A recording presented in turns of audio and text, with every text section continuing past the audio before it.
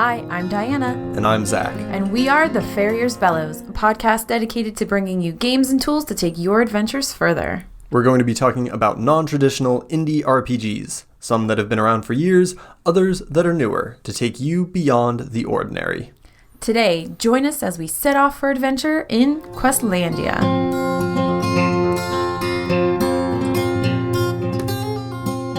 Our first segment is The Call to Adventure. Questlandia is a game designed by Hannah Schaefer, and it was released by Make Big Things in 2014.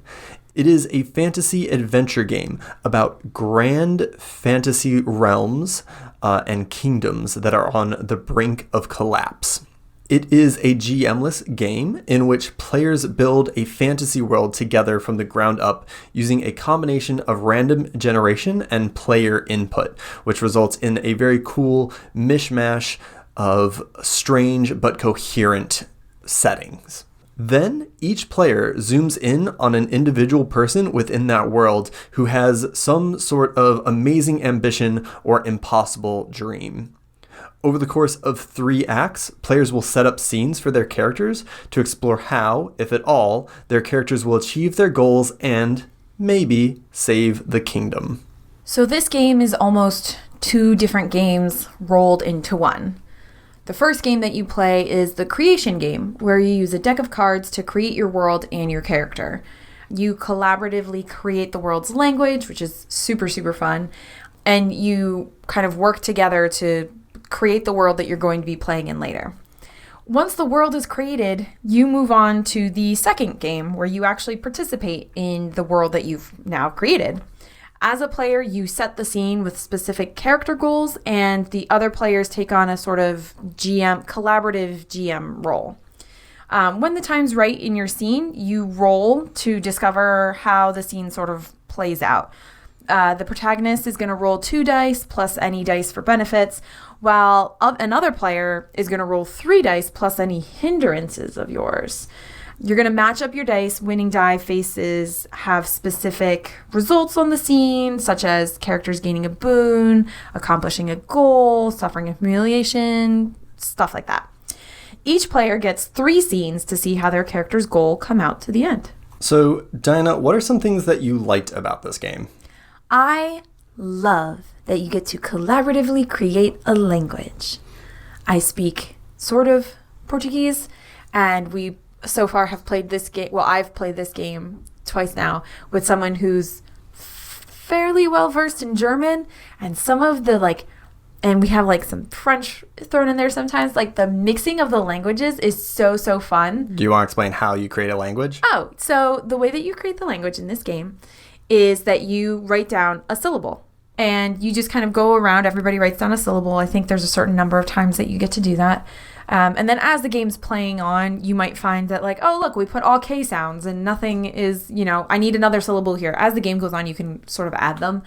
But you add a syllable. And my favorite in Portuguese is the lightsaber noise, which I know is not what that's. I'm sure there's a real name for the sound that this makes, but it's wow, which is the lightsaber noise. And I love it. And I got banned from putting it on the list. I'm not allowed to put it on the list anymore. But it's a good sound. It's a weird sound. Yes. It's a unique sound. So you end up at the end of language creation, which with this list of 10 to 12 syllables that everyone mixes and matches to create the name of your kingdom, to create the name of important places, to create all the names of your characters, that becomes this shared pool. And it does a great job of giving the setting flavor and creating this cohesion. Even though you might take a bunch of mixed-matched syllables from different languages like we did, when it all comes together, everything feels very cohesive, very solid.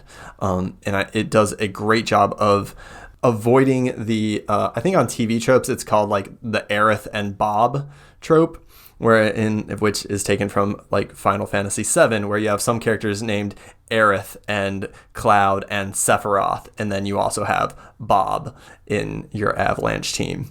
It's avoiding that kind of weird disparity and dissonance between fantasy character names that you can sometimes get. Nail on head, sir. I mean, I was going more for like you can like mess with people who can't roll their R's, but it is super fun. I really enjoy making it. I enjoy using it. I enjoy the element that it adds to the game. Outside of like messing with your players, I do enjoy the element that it adds to the game. But you so succinctly said it that I'm not going to be able. But you really enjoy antagonizing your fellow players with mainly you with the lightsaber noise. Okay, just a little. It's a really good sound. O-A with an accent mark. Oh, wow. So one thing I really enjoyed was the generation of the kingdom's troubles. At the start of the game, you draw 6 cards from a deck, and each suit represents a different trouble that the kingdom is facing. Civil unrest, sickness, lack of resources, and external conflict. The more of a suit you draw, the more dire the situation is. The first game that we played, we drew like 4 of one trouble and 2 of another. So I think the trouble that we drew 4 of was war. So we were able to interpret that and come up with all kinds of ideas about how war was facing our kingdom and the issues that were being drawn out of that.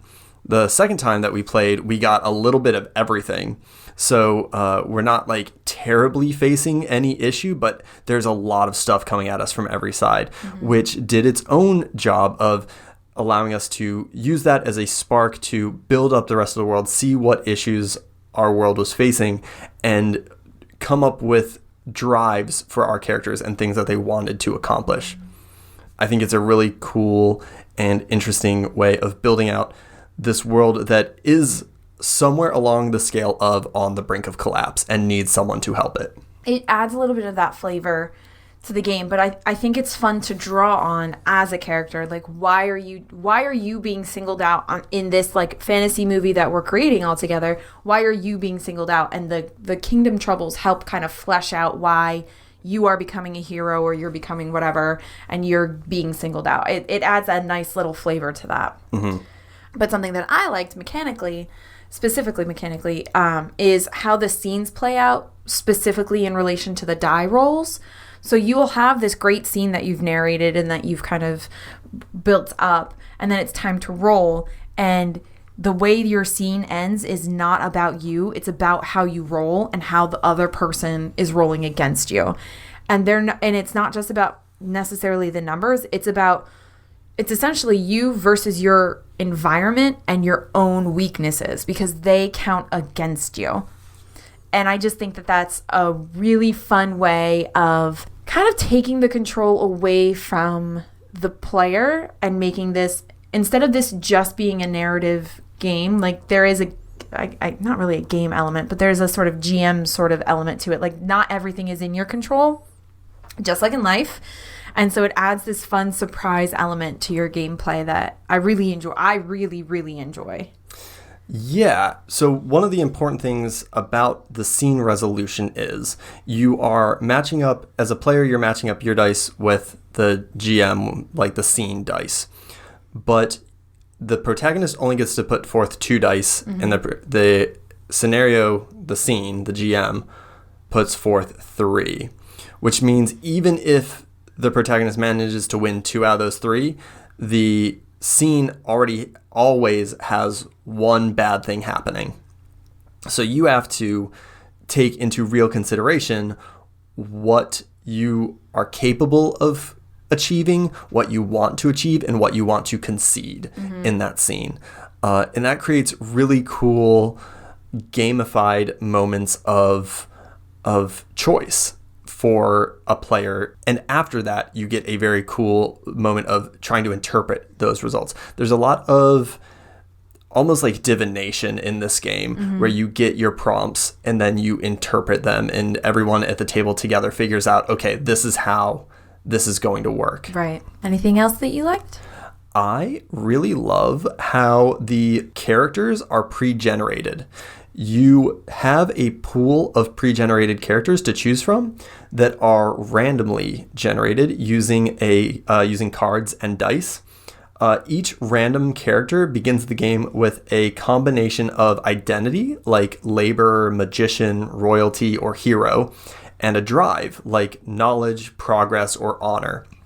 And you generate this very easily. Just you draw one card, you roll one die, put them together, and you have a character. You generate a number of characters equal to your group of players plus one. So there's an extra one. And then everybody chooses one based on what is calling out to them. And so far, this has been just a really cool experience of seeing all of these people and their potential laying out before you on the table and seeing what calls to you.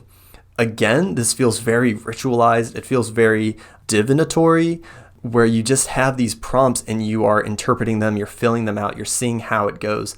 It's this wonderful mix of random generation and player input in a way that feels very well scaffolded to me, and a way that feels very friendly to me, right? You don't have to see this whole big world that you just created and think, oh, well, dang, who the heck do I want to play in this massive world with all these possibilities?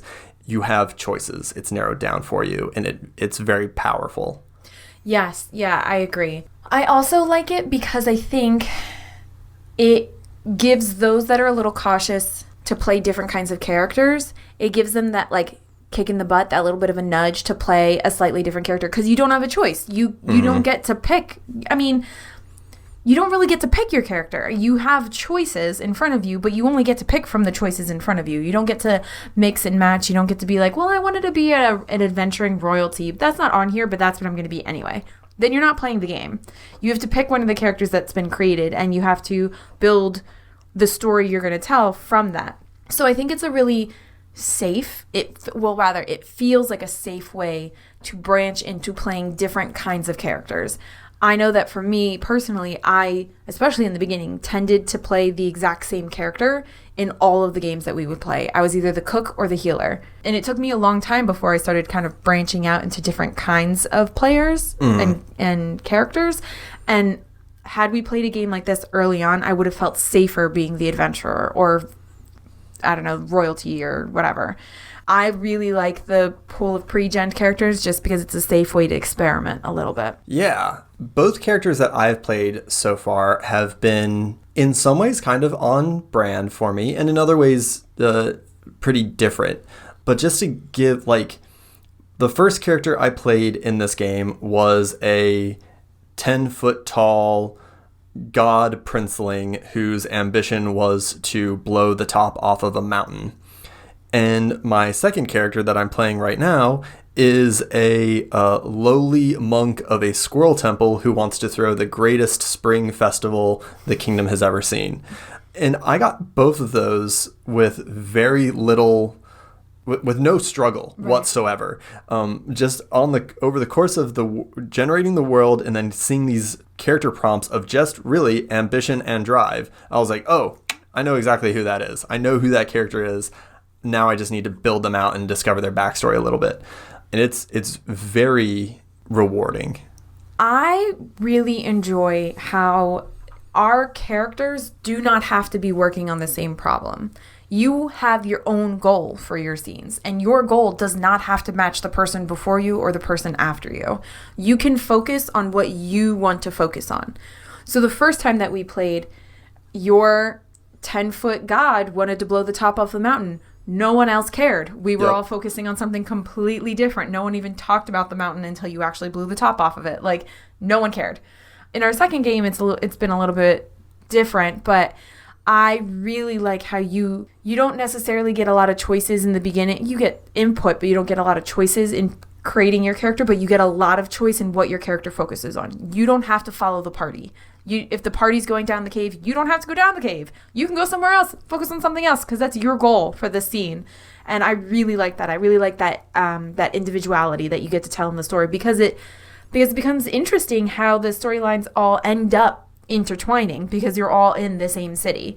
And what you've done, if you blow the top off your mountain in your scene and I'm coming in after you, well, the top has blown off the mountain. I have to deal with that. Well, also, or I don't have to. Yeah, not necessarily. Yeah. There's no reason that our scenes have to be chronological in order. Right. Like you said, you can be as individual or as group minded as you want. This is not a game of party dynamics, although it can be if you so chose. I want to say again, like in our first game we played, there was massive civil unrest, and my character just got it in their head that they needed to like religious reform, which is why they wanted to blow the top off a mountain. And the rest of the characters, everyone else was like, no, we should probably deal with the rebels in one way or the another, either supporting them or squashing them. Right. And so my character just went on their own quest, and everybody else was focused on this other angle. And it worked really well. Yeah. Is it really the thing. did. It really did. And I think that's the beauty of this game, is that it just does. It just works really well because it's the tale of a city, and it's just focusing on these characters who may or may not be working with each other, who may or may not even be aware of each other. But it's the tale of the city, and it's awesome. A kingdom. Well, yeah, kingdom Is very grand scale. Okay. Or it can be grand. You can focus like and. Right. That scale is malleable, right? Depending on what you want to do. If you want to focus in on the story of just one city, you can do that. If you want to have this grand, huge, sweeping epic, you can do that too. Anything else that you liked? Anything else you want to talk about? So one thing that I really like is the end game. So your character has 3 scenes to try to accomplish their goal. And over the course of those 3 scenes, you are accumulating fortune and misfortune tokens. At the end of the game, regardless of whether in fiction you accomplished or failed at that goal or were on the path to accomplishing it, you get you lay out your fortune and misfortune tokens, and you put them forth one at a time.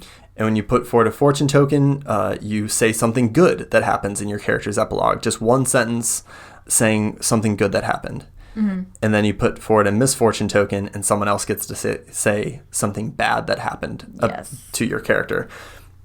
So it creates this back and forth of, fortunately, I did this. Unfortunately, this happened as a result. But fortunately, I was able to counteract that. But unfortunately, something else bad happened. Yeah. And it results in a very straightforward but very fulfilling epilogue for all the characters. And it also creates this very cool... It creates this stressor of trying to just get one more fortune token than you have misfortune tokens so that you can end on a good note. Yeah. Right? Because if you end on a misfortune... Well, first off, the last token affects the entire kingdom. It's not just your character. So you want to make sure that it's good because you're ideally probably trying to save the kingdom in some sense or another. As long as you can have more fortunes at the end than misfortunes, you get the last say. You get narrative control over the end.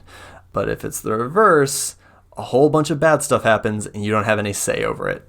So it's this very cool way that the mechanics at the very end sort of get out of the way and give you just the tools to present an epilogue in a structured but free-form way. I agree with you. I think I disagree with you saying that it gets the like mechanics out of the way, because there are always, so far from what we've played, more misfortune tokens than fortune tokens. And so that means that you don't actually get final say on your story because other people are saying, unfortunately, this happens. Unfortunately, this happens. Like you don't get complete control of your story, which I love. I love that you don't get complete control of your epilogue. You don't get to say, like, oh, I ride off into the sunset and it's wonderful, amazing things happen, butterflies are coming out my butthole and it's all great. Like, people are like, well, actually, hold on, unfortunately, this thing happened, and unfortunately, this thing happened. And it just adds a level of realness because nothing is 100% solved and perfect, right? Like, there's always a little bit of bad with it, or misfortune with it. So I really like that. I really like that other people are telling you what your misfortune is. I just think it adds this, like, level of... Yeah, that's still the mechanics getting out of the way, though, right? You're just handing over narrative control to other people. See, I guess I considered that a mechanic of handing over the control to someone else. I guess I was considering that a mechanic. I think that's just a conversation. I think that's just guiding the conversation. Tomato, tomato.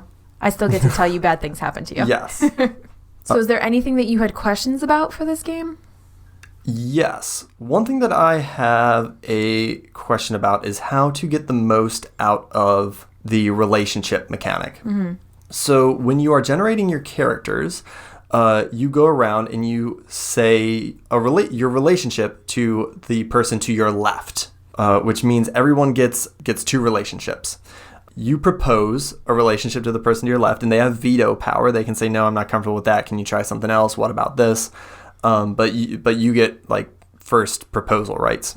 And if you incorporate a person that you have a relationship with into your scene, you get bonuses. You get more opportunities for things to go well for you. My issue with trying to get the most out of that is my problem is that I don't have a suggestion for this. So maybe someone else does. Tying relationships to players in the real physical space felt limiting to me in a way that the rest of the game did not. Mm-hmm. Especially because before you generate the relationships, you're taking these randomly generated characters, right? And on the one hand, that's cool because you get relationships that you otherwise wouldn't expect. But if I have a really cool idea for a relationship with somebody across from me, we can do it. There's no mechanical reason why we can't have a relationship, but we can't get bonuses from it. We can't forward the story with it. Right.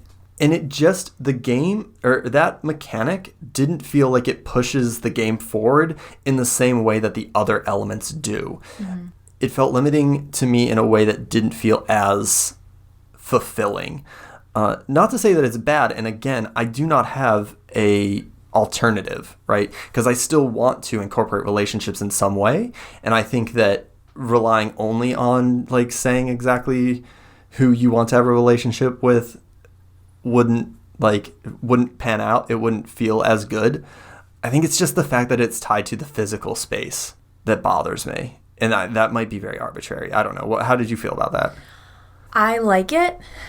Speaking as someone who's played a few con games where I end up with, like, for games where you have to create relationships, especially in cons, I've ended up with maybe one relationship with a table full of people who all are interrelationed, right? Like, it's not evenly dispersed, I guess is a better way of saying it. Like, relationships end up becoming very tangled and not evenly dispersed when you can just kind of arbitrarily do them. And if everybody at the table is making a concentrated effort to spread the relationship wealth so that everybody's kind of getting equal access to the benefits, then I think it's fine and you don't have to tie it down to a specific person or location at the table. But like I said, I've been on both ends of this. Like, I've had relationships with a bunch of people, or I've had relationships with a single person who noticed that I wasn't having any relationships with anyone, or it's the relationship that I created and no one created any with me. Yeah.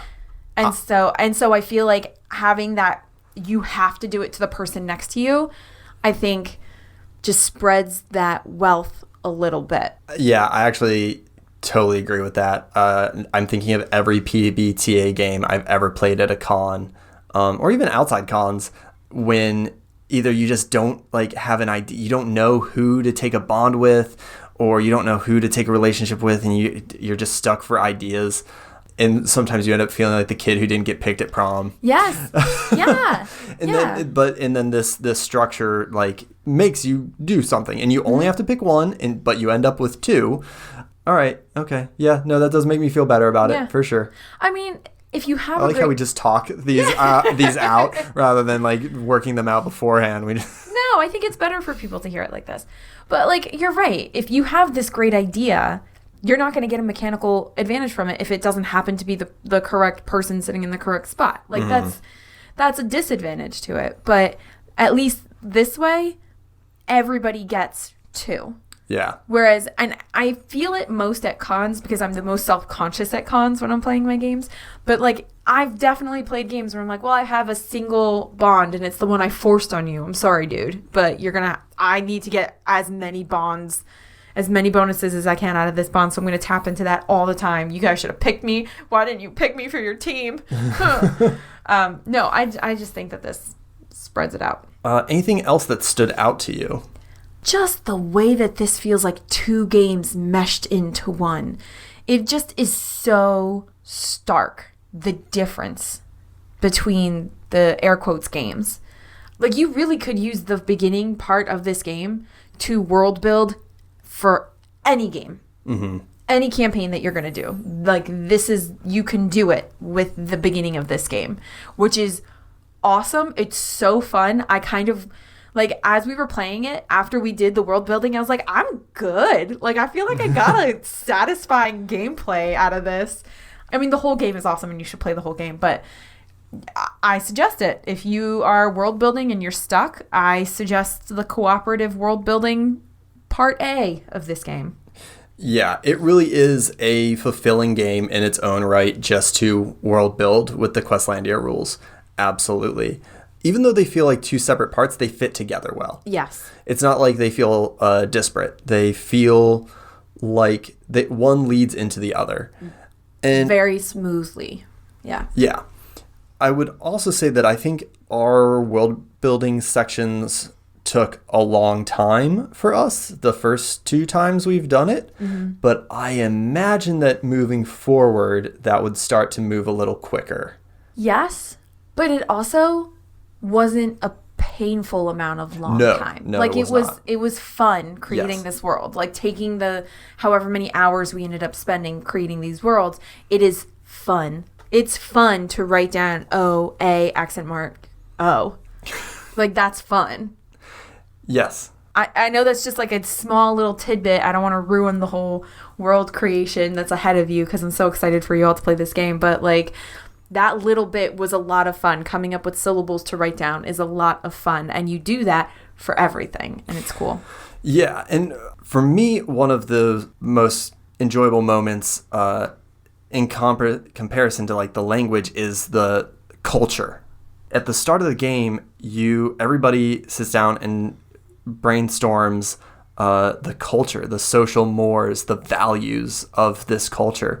And you can do that to brainstorm such amazing and interesting worlds that feel alive, but they also feel very strange, right? Because it's born of this, what interests everybody at the same time at that time. Mm-hmm.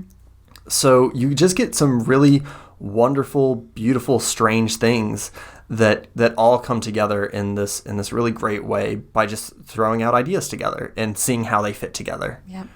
Yeah, it's wonderful. Yeah. One thing that stood out to me was the setup of the book, of the physical book. What is, I think, really useful in this book is that the one side has all of the rules and the other side has an example of play and clarifications of the rules. This is super helpful if you are reading a rule and you don't quite understand how that's going to look in play. You can just look over to the other side and it usually lines up pretty well. You get a very clear example of what this looks like, what this sounds like, so that it's immediately useful. There's been a few games for Fairies Bellows that I've read the rules and I've been like, this makes sense to me, but I'm not really sure how this is supposed to look in actual play. Let me look up an actual play. Let me try and listen to somebody else talking about this, running it, see what they do. And just having that right in the text is so immensely valuable. And the rules are small enough that it doesn't take up like so much space that the book feels unwieldy at that point. It's straightforward and clear enough that the book still maintains a pretty manageable page count.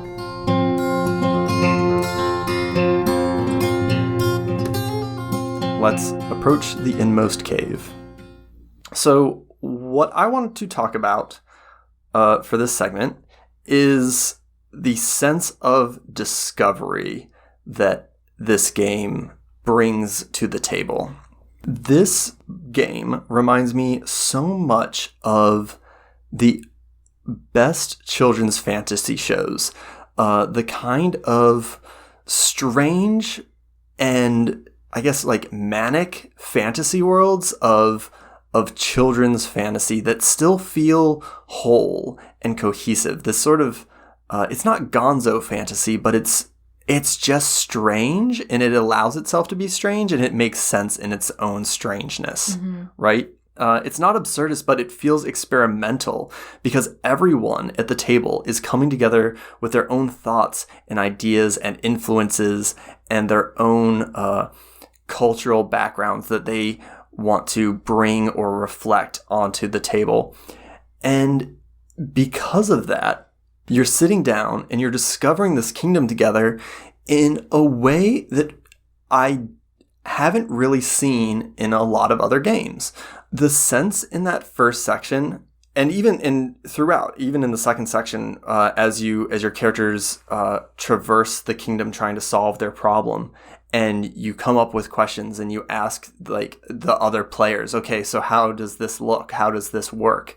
It flows so nicely that it really becomes an adventure the same way that, I don't know, like She-Ra does, right? Yeah. Or Avatar: The Last Airbender. Discovery is the sensation that's hard to come by in RPGs, I think, because so much of it is limited in planning or scope based on the limitations of this shared imaginative space. Discovery in an RPG can't be the same as discovery in other media because you have to rely on someone else imparting that information to you, or you are working collaboratively to build the discovered thing. While fun and vital to collaborative work and world building can limit the sense of wonder in discovering something new. But what this game does is it quantifies the levels of sharing and giving up power, narrative power, and holding on to narrative power, and working together in a way that you never quite know what to expect from the world.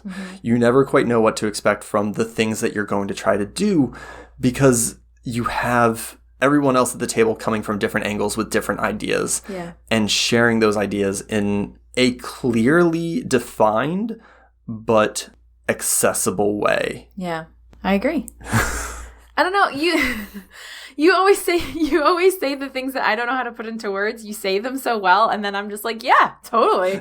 Like I agree with you though. Like I do. I 100% agree. And even when you're not world building, like when it's time for you to roll, you still are like, well, that was unexpected. Like because, you know, the dice come out the way that they do, and so you've narrated this whole scene, but it's still like, well, cool.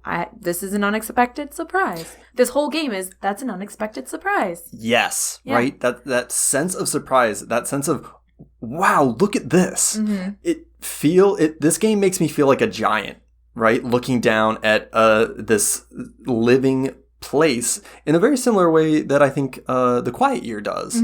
But this kind of allows me to dig in and like zoom in on my character and see them traveling the land and have that surprise along with an individual character. Yeah. Right? Yeah. And while that sense of discovery is strongest during the creation phase, when you're rolling dice to discover the nation's ambitions and drawing cards to discover the forces working against it, I think it reaches its height when you randomly generate a pool of available characters and you're looking at that pool and your mind starts racing with possibilities and ideas as to how these characters fit into this world. It's amazing to everybody come together and build this world, and then you see a merchant in it, and you see a nobleman and a storyteller and royalty, and you're thinking, what do these characters want? And it still shouldn't be overlooked how powerful discovery is in the actual play of the game. In the 3 acts, you never really know what's going to happen despite having a lot of control as the director of your scene. Right. You can set up your scene, you can say what you want to get, but it is always going to have this sense of spontaneity and wonder in it because you are up, quote unquote, against the rest of the table who are all working together, and their combined imaginative space is going to be stronger than one person's alone. Right? When you are crowdsourcing has a negative connotation. When you are brainstorming this fantastic world, more people are going to be able to come up with better ideas than one person alone. Right. Sorry, I just rambled on about like how amazing I just find the sense of discovery in this game. Is there anything that you want to add? No. Again, you take my thoughts that are kind of just jumbles and feelings and you put them so concisely into words. But I don't know if that was concise. I think I just rambled for 10 minutes. But you found the words to say them. Like, I deal in feelings and you deal with words, and it is very clear that I deal in feelings and you deal in words. Like, I don't have the same sort of words. Something that I think about whenever we're playing any game is, like the new player friendliness of it, because that's really important to me. Again, this is about feelings. And how do you feel when you're playing this game? And how would you feel if this was the very first game that you ever played, right? You're brand new. You've heard about Dungeons and Dragons your whole life, and you just discovered that there's stuff outside of Dungeons and Dragons. And someone puts this in front of you and you're playing it, and how do you feel? The way I've been talking about this game is kind of like it's two games in one, right? There's the world creation game and then there's the actual playing game. And so in that vein, I'm going to talk about the new player friendliness of both games. So the first one, if you're looking at just the world creation part of the game, I think is extremely new player friendly because it is generated for you.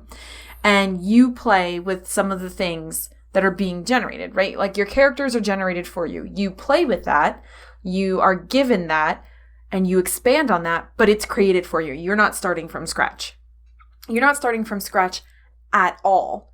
Like, I think the one thing that you're starting from, like, I think the two things that you're starting from scratch are like the culture and the syllables. Mm-hmm. Those are two things that you don't pick up a card or roll dice for, but the book gives you such clear examples of those that you're not really starting from scratch. There's a lot of support there in the book that I think the beginning of this game is very new player friendly. So if you are a GM, if you are someone who's really into role-playing games, because you're listening to Freyr's Bellows, and you're trying to introduce gaming to a friend of yours, the beginning of this is so not intimidating. It's so easy to pick up. I think it's a great way to introduce gaming to friends. I'm about to say however, but however is not even the correct word. The second game, the part where you're actually playing the game, it's a little bit more complex, right? Because you're creating the scenes.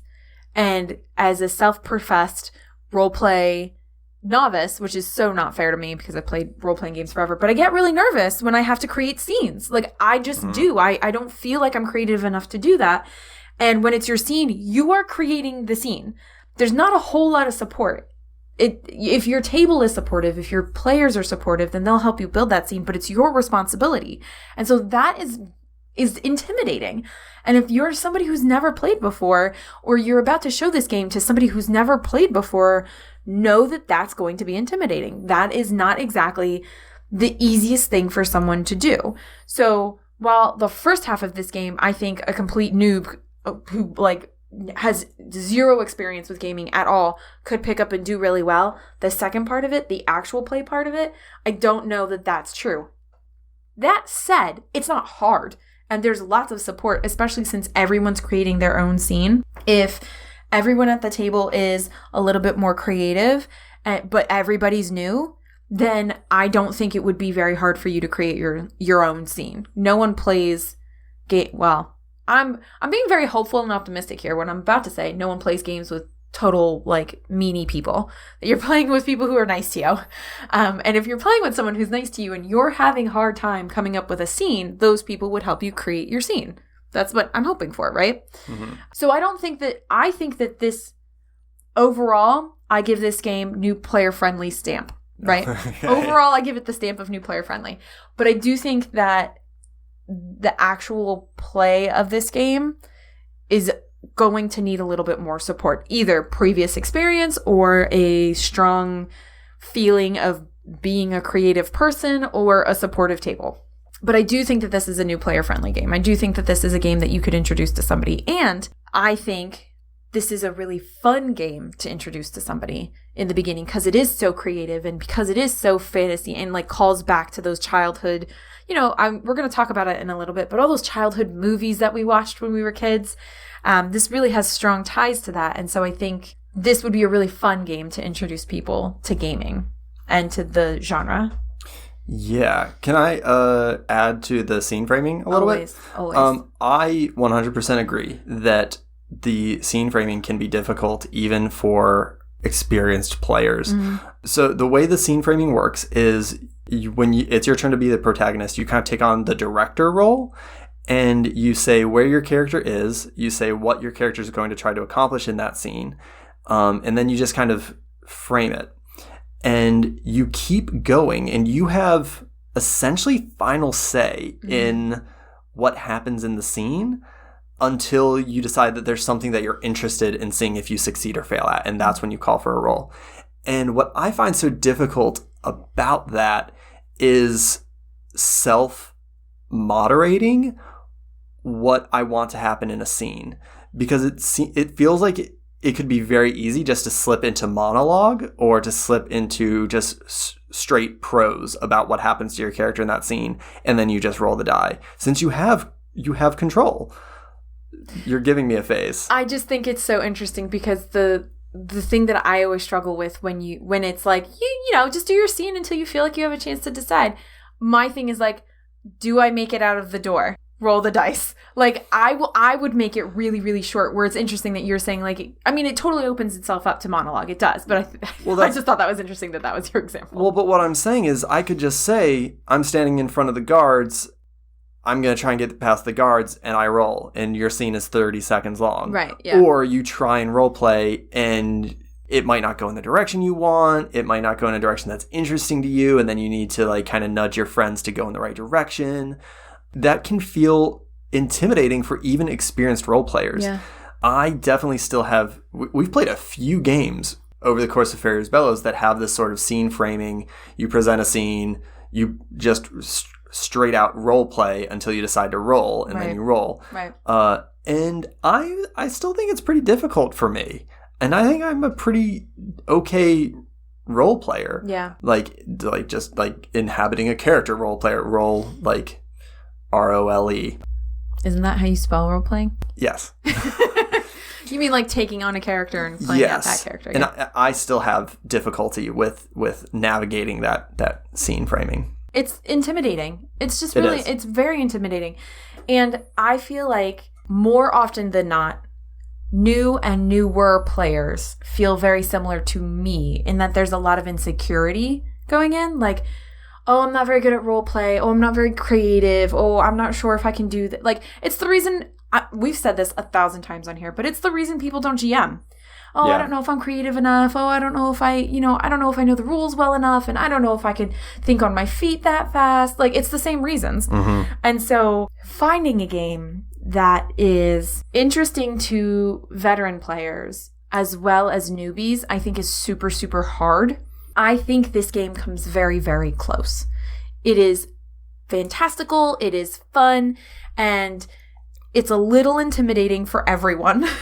And it's a little easy for everyone, which is that great balance you're looking for. And I think it depends on your group. I'm sure there's lots of people who are very, very comfortable with that. Just like set a scene, take on a director role, play it out, and nudge your friends to go in certain directions. I'm sure there's plenty of groups that is very comfortable for. Yeah, that's true. I'm still just kind of learning how to navigate it in a way that feels fulfilling to me. You know what I mean? Yeah. Because like I said, if I know what I want to happen in a scene and I know where I want to make my role, then why have the other players sometimes? You know? I'm going to tell my story. You're not getting in my way. Yeah. I'm doing it. Yeah. In this section, return with the Elixir. This is the section that we talk about other movies, games, other media that either would inspire or also explore this same ideas that are presented in this game. So what are some things in your category, Zachary? Because I was going to say media, but I just said the media word. Listen. That was a beautiful transition. I'm a wordsmith, I am. So since we were just talking about scene framing, another game, probably one of the first games that we played that really did a sort of very similar sort of scene framing to this is Kagematsu, right? Where you say, this is the scene that I want to have. This is what I want to get out of it. Let's go until I feel like rolling. Yeah. Both kind of run very similarly. And I think that structure is is great for people who are really comfortable with that improv, with that just kind of exploratory role play. And it's something that I'm working on getting better at.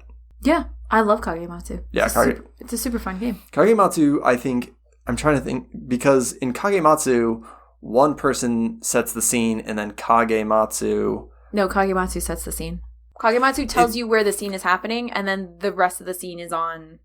the townswoman, and then Kagematsu calls for the role, right? Yeah. Mm-hmm. I think that back and forth of like, because like in Questlandia, one person has like directorial control. Mm-hmm. In Kagematsu, you're kind of sharing it a little bit yeah. in a way that sounds like it would make it more complicated, but I think actually like made me feel a little bit more comfortable just kind of like going in, because I knew I could rely on you to tell me when I needed to roll. Yeah. It also made a lot more sense in Kagematsu. I don't know that it would make sense here, but it made a lot of sense in Kagematsu. But anyway, it's a great game. Both games are fun. Yes. For me, this game brought up Princess Bride feels, mainly in like the landscape and the ridiculousness. Maybe it's just the games that we've played that have been a little bit more ridiculous, but that high... Princess Bride isn't really high fantasy, but it feels like high fantasy. Like, it's not really, but it feels like it. It's like a swashbuckling fantasy. Yeah. And it just has, I don't know, it leaves the same taste in my mouth. I don't know how a better way of describing it. Like, this game just feels, Princess Bride feels like it could have started from a game of Questlandia. Like, it clearly expanded from that and went somewhere else with it, but it feels like it could have started with a game of Questlandia. And I like that. I think it's cool. I think any massive secondary world fantasy in which like the world is at stake and someone needs to try to save it is going to be an excellent jumping on point for Questlandia, like Princess Bride. Basically any 1980s fantasy movie, right? Yeah. Never-ending Story. Dark Crystal. Yeah. Dark Crystal's a great example. You have different societies with different cultures and a land in trouble and people trying to solve the issue. Perfect. Yeah. Right? Yeah. I don't know when did Dark Crystal come out in the 80s? It doesn't matter because, we watched it as children. So that's what matters. It's when you watched it, not when it came out. And along the same lines, we've cited these a few times, but like children's fantasy cartoons. Yeah. Avatar: The Last Airbender was a huge like influence for me in our first game of this. The new Netflix She-Ra, old school He-Man, Thundercats, even. Those ones are a little bit more like like action oriented than discovery oriented, but they still have this feel of a bizarre and strange fantasy land where anything could happen and a small band is going out to try to save the world. Yeah.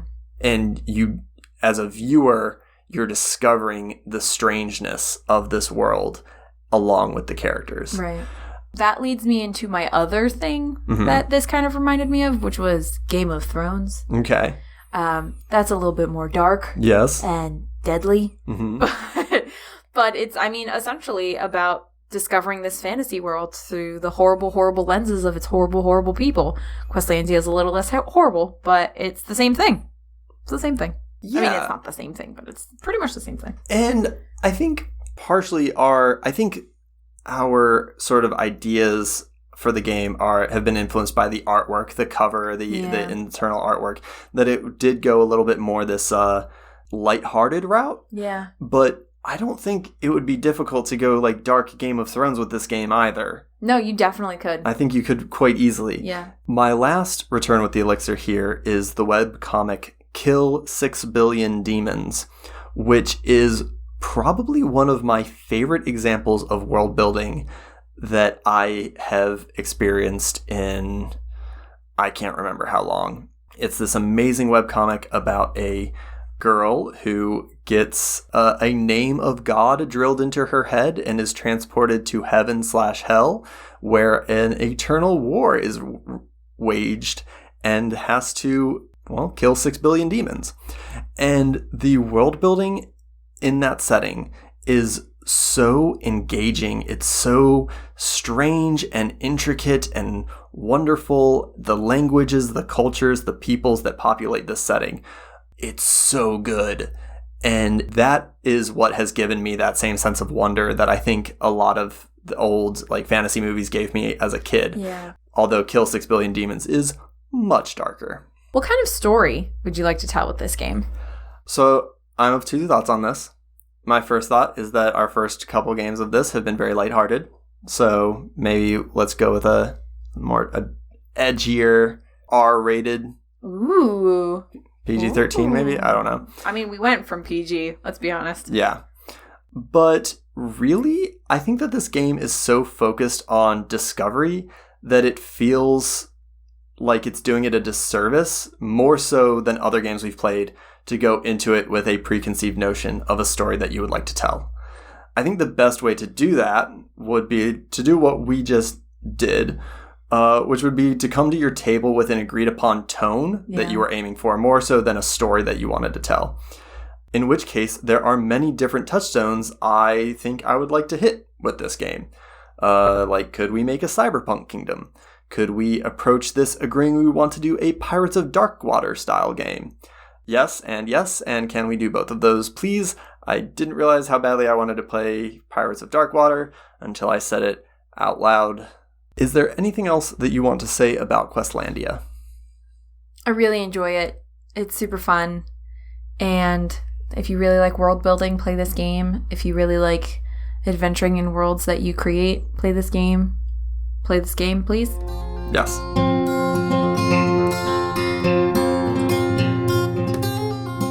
The Farrier's Bellows is a production of The Gauntlet. You can find The Gauntlet on Twitter at GauntletRPG.